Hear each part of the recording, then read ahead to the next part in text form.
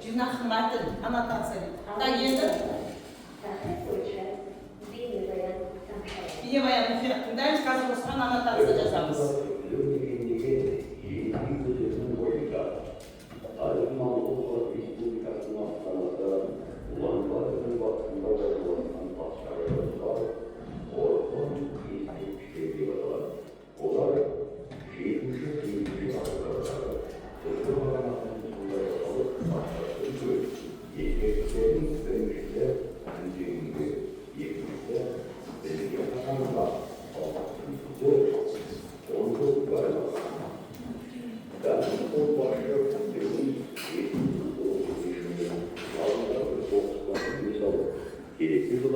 Onun başına karşı bir kalanın olur, yolluk evin ilk geçmiş pas koydular.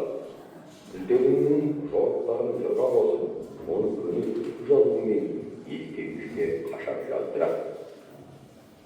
Efendim, жәдігерлер болып табылады. Түркі тас көрейікші. Дұрыс, өзің ене сал, қожымына.